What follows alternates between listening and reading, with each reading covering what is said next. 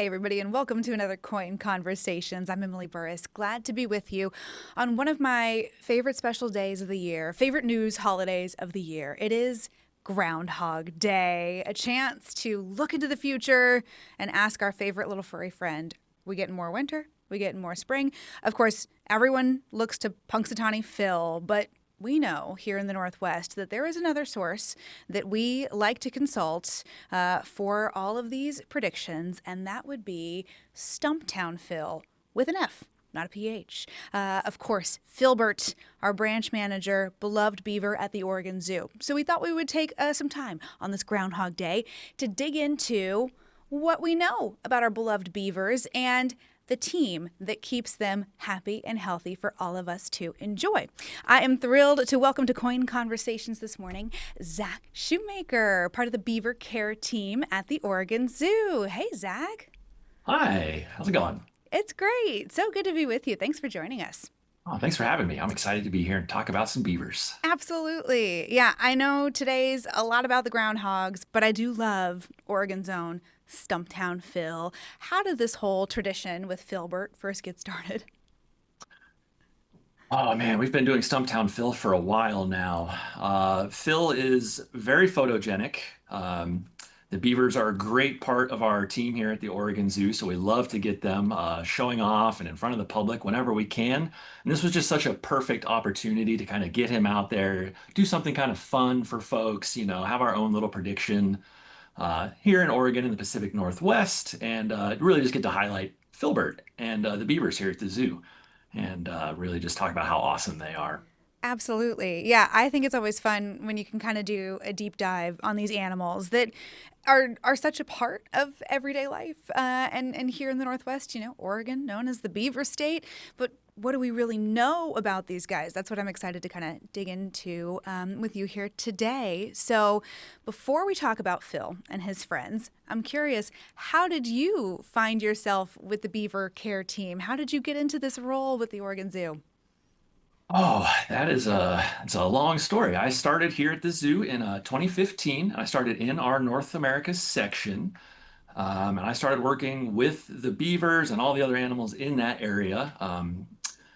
In 2015, and I've been pretty much doing it ever since then. This is a field, zookeeping, I've kind of grown up in and I've been involved in for a really long time now. I feel really strongly about it, very passionate about it.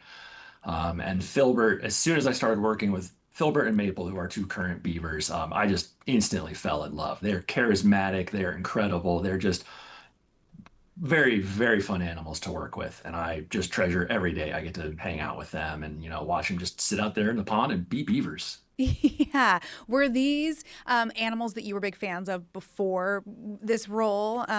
Or have you become a bigger beaver fan getting to hang out with Filbert and Maple? Definitely the second one. I came in as much more of a reptile, amphibian, sort of invertebrate specialist. All the icky things that no one really likes, I love. Those are my favorites. And that's kind of the attitude I came in with. But as soon as I started working with these beavers, they just bowled me over. I was just an instant fan. There's no animal I'd rather work with more right now than beavers. They're tremendous. That is really cool. So, what do we know about beavers, and particularly the ones here in our neck of the woods? Give me a sense of kind of how they fit into the habitats of the Pacific Northwest and what makes them such an integral part of our ecosystem here. Well, integral is the right word. They are what we call ecosystem engineers. There's probably no animal on the face of the planet other than humans that has a larger impact on what the environment and the ecosystem looks like and how it functions than beavers. Beavers, when they create these dams, will create this vast floodplain upstream, and that alters the habitat, the ecosystem dynamics just by incredible amounts. It provides habitat for fish, for birds, for invertebrates, for amphibians, reptiles, just everything utilizes these beaver habitats. And not only just wildlife, they're good for the ecosystem in general. The more beavers you have in a system, the more resilient that ecosystem is. It is resistant to wildfires, which are an increasingly ever-present part of our lives here in the Pacific Northwest. The more beavers you have, the harder it is for those wildfires to spread and become problematic. They're good for drought, which is also something that everyone's going to have to be dealing with in the next 10 to 15 years. Beavers will slow down the flow of water through an ecosystem and give it time to actually percolate down into the aquifers and replenish those aquifers. Beavers are just, they're universally almost a boon wherever they exist, and they're just vital to our ecosystems, and we should be doing everything possible to kind of encourage them to be there. Wow. And yeah, I mean, they haven't always had that easy of a time throughout history. I think about previously when they were, hunted for their pelts, right? We've learned so much about how much we do need them here in the natural world, and I think that has certainly changed the way that we see the species. How has the beaver population been able to, come back and kind of thrive here in the Northwest in the modern day after previously it being a real draw for a lot of hunters to come out here? Yeah, there are historic estimates that anywhere from 200 to 400 million beavers used to live across this country. Wow. That's just a staggering number when you really think about it. Yeah. It's like just an incredible number. They were hunted almost to extinction during the fur trade. And that was a big draw for all these fur traders was beaver pelts. Hmm. And if you've seen a beaver up close or touched, one of these guys, you do kind of understand. They have a hair density that is just incredible. They have more hair in 1 square inch of their bodies than we do on our entire heads. And that is all just designed to keep them, insulated in the water and keep them warm and toasty, but it also provides a valuable pelt when you're a fur trapper. So they were almost extirpated. And it has been a long, slow road to recovery for these guys, but their numbers are growing. Their habitat spaces are growing again. And there is a much more concerted effort now across the board, really, to find ways to live with beavers rather than just trapping and killing them when we consider them to be nuisances. So our Hmm. populations are doing better. And the attitudes are slowly shifting too, but that is just a matter of kind of getting the word out to folks who do interact with beavers on a daily basis and letting them know kind of the benefits of maybe you should allow this animal to stay rather than removing it off your property. Absolutely. And I know that's one of the things that is really a big focus for your team at the Oregon Zoo. What do you hope that people learn when they come and visit Filbert and Maple, when they see the beaver exhibit and learn more about these animals? What do you hope they leave the zoo with at the end of the day?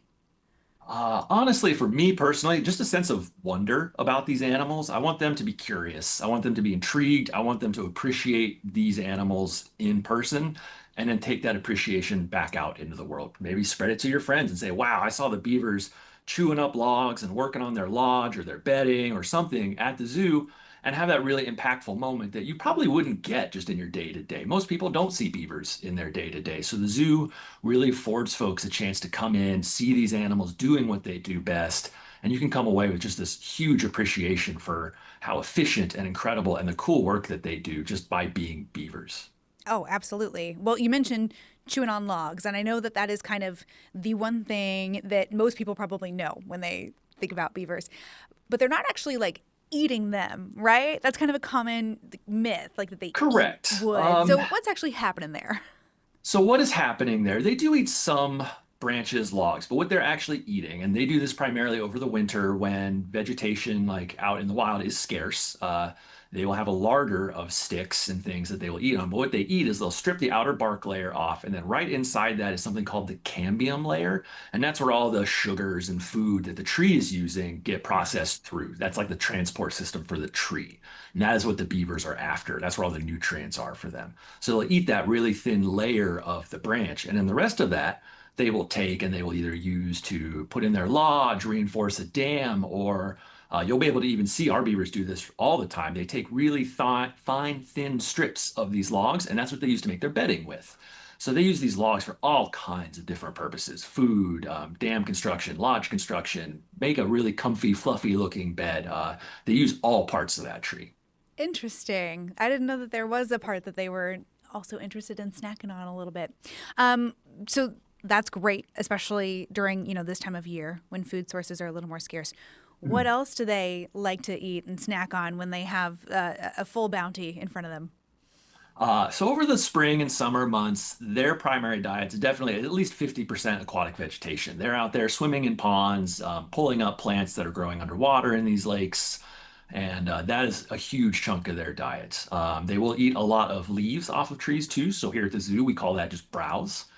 And that is an integral part of their diet for our management of beavers here is giving them just tons of browse. And even in this picture behind me, you can see it. You can see that branch right there. It's got some leaves on it. We've got some staged a little farther back in special browse holders so our beavers can go out, chew that down, feel like they're really chewing down a tree, and then they'll take that back to the lodge and process it for both food and bedding and whatever else they want to use it for. Interesting. Okay, you mentioned the picture over your shoulder, and I was actually going to ask you, is that Phil behind you? Um, I believe that might actually be Maple Is it behind Maple? Oh, us. okay. Yeah. I would say you would know better than I could. I couldn't pick them out. The differences between Yeah, the they're tough to two. tell apart unless you see them every day. They're like a pair of twins. Yeah. Okay, but I wanted Mom to can ask tell them you. apart, but Yeah. Well, so I want to ask you here about Maple's manicure because I'm noticing those are some big beaver nails. they do.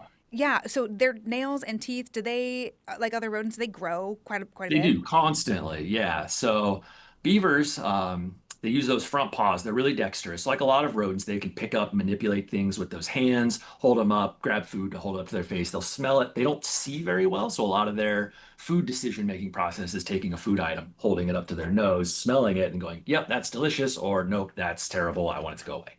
Huh. But yeah, they'll use those hands. They'll also use those to help pack mud and things into the like dam construction to help solidify it. They use those hands for everything, so they have to be really dexterous. Yeah. They actually have this really cool claw on some of their feet called a grooming claw that they help use to specifically like groom their fur and keep it oiled and waterproof. So really cool, interesting little hands and feet that they have there. Yeah. That Uh, is really yeah, and interesting. their teeth do also constantly grow like all rodents, so we are obligated to provide them with many things to chew on. And that's part of what the browse is as well. It's things for them to chew on, keep those teeth filed down into those nice natural chisel shapes. Hmm. So in the wild, how much space do beavers need to thrive? How many trees do they need access to be chewing on all the time to really live their best beaver life? It kind of depends on the area they are and the food density that is there as far as how many beavers you can have. They typically live in family units. So a beaver pair, and they will often, it's uncommon for them to be mated for life. We'll have a set of kits, usually in the springtime, anywhere from like 2 to 6 is sort of average. And then those beavers can stay with the family group for 2, maybe 3 years before they disperse out Huh. into other areas. But as far as the number of trees go, it kind of depends on the type of tree. Also, it's like, say, if there's a lot of willow present, beavers are actually known to farm willow patches and encourage growth of those trees based on Interesting. the way they harvest it. And it does seem to be, by all accounts, very intentional. They will specifically clip these willows in certain ways to encourage them to grow more sprouts. So they get all this self-growing, self-farming sort of like willow patches. And they can Wow. live in a much smaller area if that's the case. Oh my But if they're gosh. traveling farther for branches and logs and things, that obviously is going to require a bigger space. They really are like the original horticulturists Yes. of the Yeah. area. I had no idea. I also didn't know that they lived in family units like that, that they would kind of Yeah, stick it's together. definitely, and there's a lot of communication in those family units, a lot of mutual grooming, bond forming, sort of things like that. Really close family units, and yeah, it's been really fun to watch our two be that bonded pair and Yeah. just really enjoy each other's company.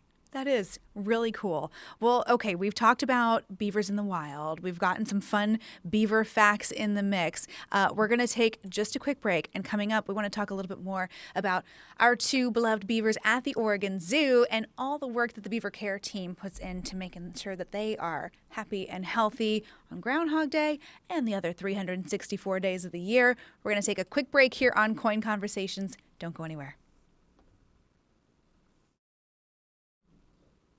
Hey, welcome back to KOIN Conversations. I'm Emily Burris, sitting down today with Zach Shoemaker. He is a member of the Beaver Care Team at the Oregon Zoo. We thought, in honor of Groundhog Day, which is really here in Oregon all about Stumptown Fil, we would take a deep dive into beavers and these cool animals that we know and love. Zach, I want to talk a little bit more about all the work that the Beaver Care Team puts into taking care of Filbert and Maple. What does go into keeping beavers in captivity really feeling like they can still thrive? A lot. They're a lot of work. They are probably one of the more higher maintenance animals sort of that we have in our area as far as just their constant need to be doing things. And so we try really hard to keep them busy through a variety of things. Well, we call it enrichment in the zoo Hmm. world. It is things to stimulate them mentally, physically, and whether that is through problem solving, like we'll give them a puzzle feeder and have them try to figure out how to get it open to get some food out, or something they need to manipulate to get the food out, or even if it's just, putting their browse in these browse holders. So they have to go up and, really feel like they're chewing down a tree.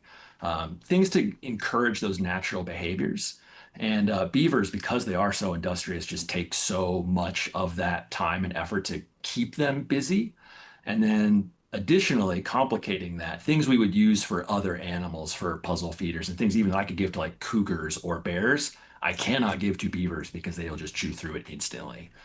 So everything they do has to be stainless steel, super robust, things they just cannot hurt and ingest accidentally. Wow. I guess it makes a lot of sense. I never really thought about that, but yeah, I could see how that would be a big concern. Yeah, I don't know. beaver constraint is a whole thing. I'm trying to keep them, we got to put them in a space where they can't chew out of it, essentially. Wow. Yeah. It's funny. I have a very large dog at home who is a big chewer, and there are some treats from local dog store that we'll shop at, and they have a little beaver as like a label for like the super Mhm. chewer treats. I'm like, Yeah, yes, okay, yes, yes. that makes Yeah, sense. They are the original super chewers. So, what's a typical day like for you when you show up to work and you're taking care of these two? sure. Yeah. We get here relatively early in the morning. So we're all here at 7 a.m. We go out. One of the first things we do in every morning is we say hey to the beavers. We turn on their lodge lights and we pop our head into their lodge. We do what we would call like a welfare check. We just kind of get eyes on them, make sure they're happy, healthy, breathing, looking good. And that is kind of our morning, just, hey, good morning, beavers. How are you doing? And then we'll go through and we'll prepare diets for them. These guys get specially made diets that are formulated by our nutritionist on grounds. And then we make those up for the week. And then every morning we kind of decide when and how we're going to feed the beavers out for the day and what their day is going to look like. And sometimes that'll depend on whether, if are we doing Stumptown Fil today, because that'll change when and how we feed. What else is on the docket for those guys today? And then we'll usually let them sleep in for a bit. Beavers are very much like lazy teenagers in that regard, where they, given their choice, will not get out of bed until about 2 or 3 in the afternoon. Uh, and so, yeah, we try to accommodate them. We want to operate around their schedules as much as possible. Interesting. And So, why is that? Do they tend to lean a little more nocturnal as a species? yes, yes, we would Okay. say crepuscular, so sort of dawn dusk time is when they start being active. And then Oh, overnight. So we have some cameras set up in those habitats, and we can actually watch them do their work overnight, swim around, push branches around, try to work on the dam that they'll construct, where we have a little waterfall area in their exhibit. And so that's really fun to watch what they do when we're not there. yeah. Okay. But yeah, So, day to day is a lot of that yeah. feeding, then enrichment, and then whatever else they might have, whether it's a media engagement or we like to take them on walks to another habitat. So we walk them Mhm. right through our office. We just set up some little barricades so they can't get to our computers, and then they walk right behind our chairs out into another pond, and they'll swim around there and get to really be beavers, chew down some trees and branches and drag them all the way back to the lodge. Which is a ton of Nice. fun for everybody. If you're there as a member of the public, it's very easy to see us do those beaver walks. We're right there in front of the public. We'll happily sit down and ask, answer questions if public has it. It's a great way to see those beavers really in like a more natural habitat. Absolutely. That's really fun. Well, now, okay, I have to ask about the difference between nocturnal and, what was it, crepuscular? Crepuscular. Crepuscular. Yeah, so crepuscular is primary activity at dawn and at dusk, so morning Okay. and evening. Nocturnal is overnight. So, Yeah. bats are very much like a nocturnal animal. Beavers tend to be slightly more crepuscular, but they are active throughout some of the night as well.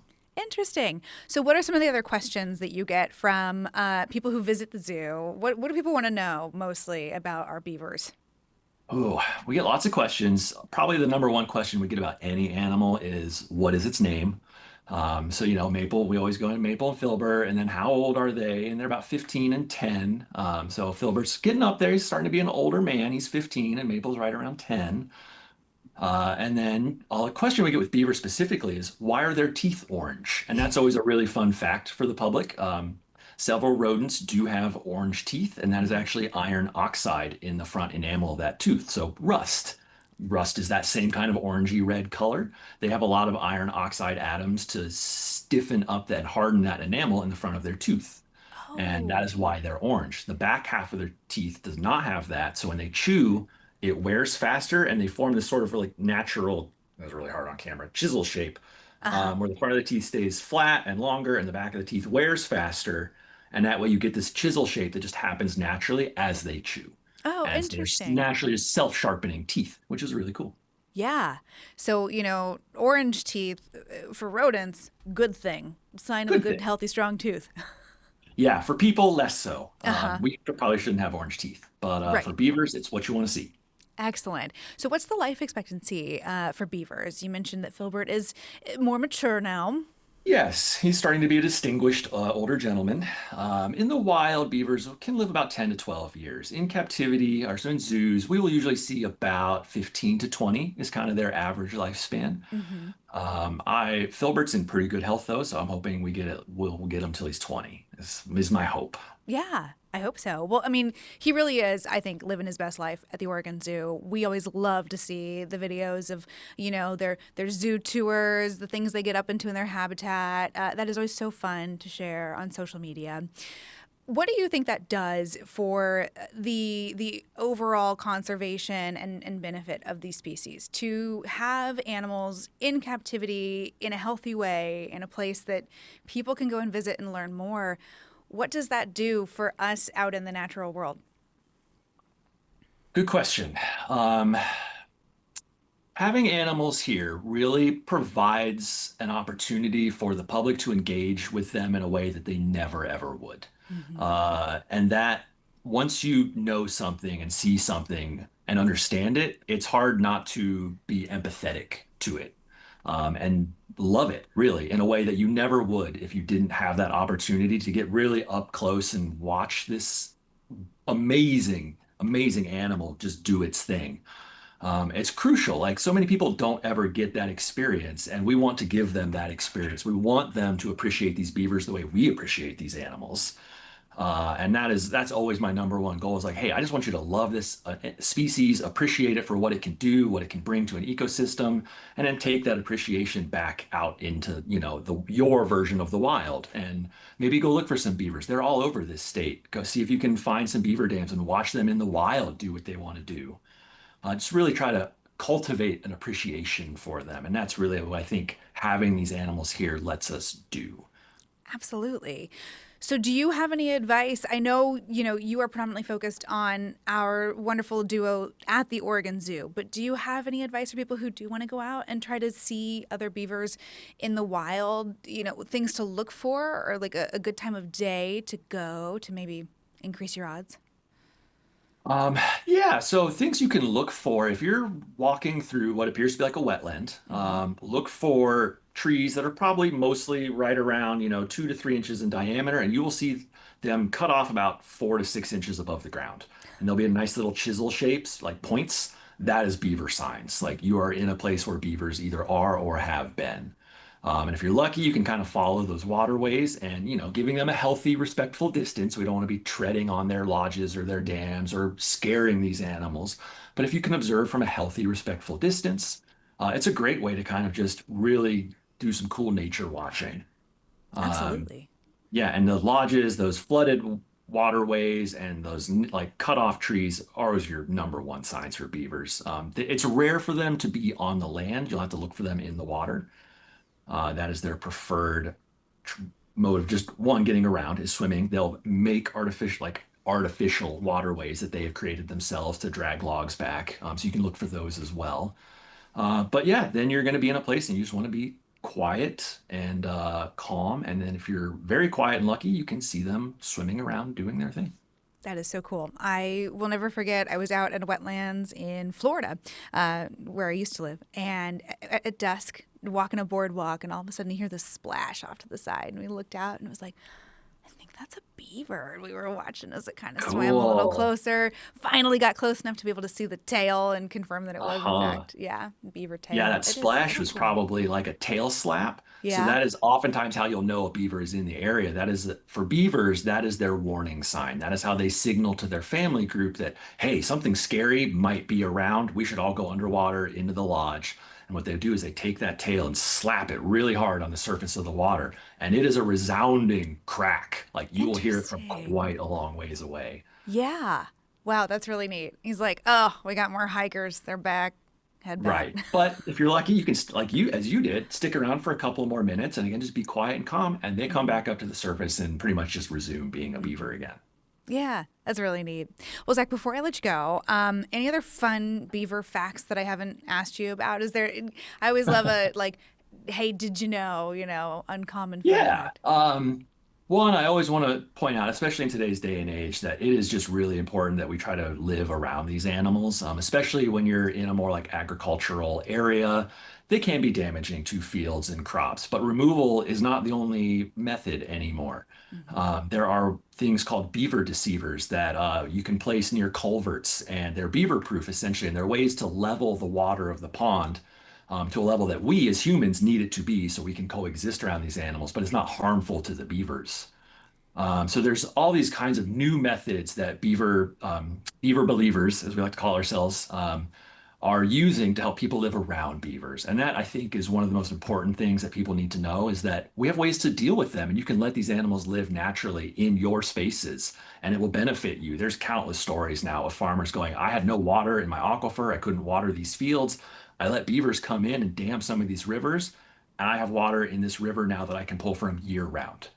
And it's Wow. just these astounding success stories of people learning how to live around beavers. Yeah. You learn My more, learn better ways to coexist. It's important. Yeah, for sure. My personal favorite beaver story is called Beaver Drop. And this was back in the late 40s. I believe it started in 1948. And there was a large influx of, World War II soldiers coming back home, migrating back out into places where they were settling down. One of these places was Idaho. And they were migrating out from the big cities in Idaho out into the more rural areas. And when you do that, you encounter more beavers. So they're starting to have all these problems. They're flooding my fields, whatever it is that beavers are doing, they're problematic. This guy was tasked with trying to move 70 some beavers out of these areas to a place where they wouldn't be harmful. And he was an army veteran. He's like, I don't know how to move these guys. They were doing it by pack mule, and it was terrible. The beavers were hot, they were stressed, they were dying in transport. It was taking Yeah. forever. He's like, I have access to this huge pile of surplus army parachutes and a plane. So he ended up building these boxes and sticking a beaver or two, usually two per box. They would fly this plane around 500 to 800 feet, and then they would parachute these beavers down to the ground. They trialed this with a beaver named Geronimo for many, many times. And apparently, according to the story, Geronimo got so into it, by the time they set him in front of these boxes, he would just crawl right in. And No they'd way. box him up, parachute him down till they could figure out the exact depth or height that they needed to do. They relocated 78 beavers this way, though, entirely successfully. They only lost one beaver who unfortunately managed to chew his way out of the box on the way Oh. down. But for the other 77 beavers, it was a huge success. These boxes would hit the ground gently, they would pop open, and out would crawl a presumably pretty confused beaver. Yeah. But it would then go out into the habitat and establish its own sort of territory, and away it went. It's just such a neat, Oh my gosh. creative way of how to like, I have this problem and these weird set of tools. How do I move these animals to where they need to go? Seriously. But This considered a huge success. That's wild. Honestly, it's giving me like exploding whale vibes. Yes. It's Yeah, like one just of those another like like sort animal of stories in Oregon. Like, why aren't we talking about the beaver drop the way we talk about the exploding whale every year? This yeah. this is going to have to be a new story that we pass down along. I agree. Oh my gosh. Well, Zach, thank you for that delightful story. You have made me a beaver believer for sure. Excellent. I thought I already liked these guys. I love them even more. And we sure are grateful for Filbert and Maple, not only for their weather predictions, but also for the ability to learn about these cool animals all year round at the Oregon Zoo. Well, excellent. If you're a beaver believer, then I think my work here is done. Yeah. Well, thank you so much for joining us, Zach. We really appreciate it. And for everyone at home, if you want to learn more about Filbert, Maple, the beavers, and all their other friends at the Oregon Zoo, you can find all kinds of fun stuff on KOIN.com. Of course, we will see if Stumptown Phil's prediction holds true this year. Only time in a few weeks will tell. Thanks so much for joining us on KOIN Conversations. We'll see you back here tomorrow at 3.